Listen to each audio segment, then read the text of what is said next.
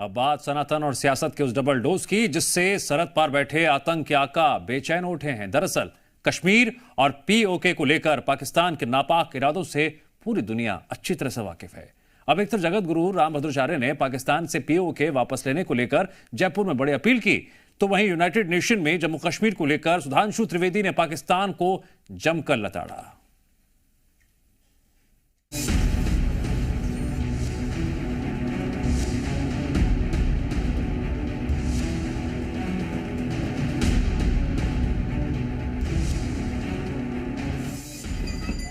एक तरफ भारत के सनातन की ताकत, दूसरी तरफ भारत के वैश्विक सियासत की ताकत। 2 दिनों में 2 अलग स्रोत से निकले 2 बयानों ने सरहद पार नई हलचल पैदा कर दी।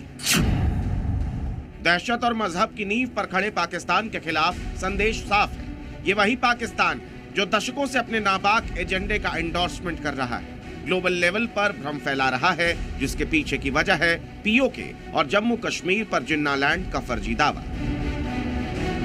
जिन्ना के सपनों का पाकिस्तान अपने मुल्क में कट्टरपंथ को बढ़ावा देता है, मजहब के नाम पर आतंक की खेती करता है और सरहद पार से आतंकवादियों की सप्लाई करता है, जो जम्मू कश्मीर में दहशत फैलाने की कोशिश करते हैं। लेकिन अब पाकिस्तान के नापाक इरादों पर हिंदुस्तान का सबसे तीखा प्रहार हुआ है। सनातन और सियासत का डबल ट्रबल पाकिस्तान के लिए सबसे बड़ी चुनौती बनने वाला है। और सबसे पहले बात सनातन की।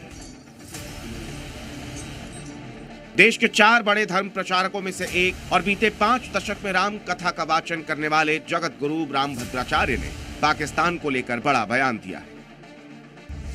जयपुर में कार्यक्रम के दौरान पाकिस्तान पर भारत की जय प्राप्ति की बात कही और इस जय प्राप्ति के लिए जयपुर वासियों से इकट्ठा होने की अपील की। पाकिस्तान द्वारा हथियाया हुआ कश्मीर हमें मिले, इसी के लिए हम यज्ञ कर रहे हैं। एक 1008 कुंडी हनुमान महायज्ञ कर रहे हैं। हम 1.25 करोड़ आहुति हनुमान जी को डालेंगे। हमको जयपुर से बहुत यजमान चाहिए। क्यों चाहिए? क्योंकि हमको पाकिस्तान पर भारत की जय प्राप्त करनी है, तो जयपुर से यजमान चाहिए। 1988 से 4 धर्मगुरुओं में से एक और 4 महाकाव्य की रचना करने वाले जगत गुरु रामभद्राचार्य का यह बयान करोड़ों सनातनियों के लिए किसी मंत्र से कम नहीं। इस्लाम के लिए जिस जिन्ना लैंड की नींव रखी गई, वो पाकिस्तान बीते करीब 8 दशकों से कट्टरपंथियों की अंधी गलियों में दौड़ लगा रहा है। नतीजा सबके सामने है। महंगाई के खिलाफ आवाज उठाने वाले पाकिस्तानियों को मजहब का डोज दिया जाता है। एक तरफ पाकिस्तान के खिलाफ भारत के सबसे बड़े सनातनी चेहरे की ये अपील आई, तो दूसरी तरफ यूनाइटेड नेशंस में भारत ने पाकिस्तान को जमकर धो डाला।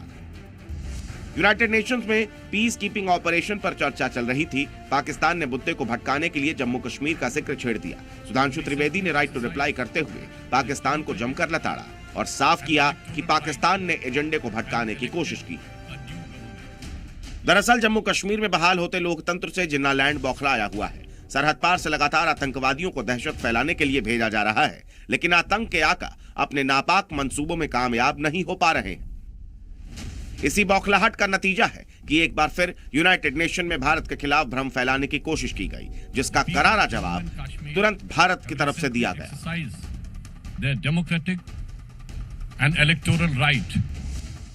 किसी ग्लोबल मंच पर पाकिस्तान ने पहली बार एजेंडे को भटकाने की कोशिश नहीं की है। सेना की गोद में पलने वाली हुकूमत ने पहली बार नहीं बल्कि पहले कई बार ऐसी कोशिश की, और इस बात पर पाकिस्तान की आवाम भी मुहर लगा चुकी है। इंडिया बोलता है तो दुनिया इस वजह से सुनती है कि क्योंकि अभी तक इंडिया ने अपनी जो फॉरेन पुलिस है उसको काफी हद तक स्ट्रॉन्ग बना लिया है। ठीक है। अभी तक इंडिया इस काबिल बन गया है कि वो अपने जो फैसले हैं वो खुद कर सके। हम पाकिस्तानी जो है, हमारी जो गवर्नमेंट है, उसकी फॉरेन पॉलिसी जो है वो इस कदर हम मफलूज हो गए हैं कि हम अपने फैसले भी नहीं कर पा रहे। तो हम दूसरी कंट्री के बारे में हम क्या जाके अपनी राय देंगे? वैसे तो हिंदुस्तान की ताकत के सामने पाकिस्तान का कोई मुकाबला नहीं, लेकिन शायद ये पहली बार है जब सनातन और सियासत पूरी ताकत के साथ एलओसी और कश्मीर के मुद्दे पर सामने आ गए हैं। ब्यूरो रिपोर्ट, जी मीडिया।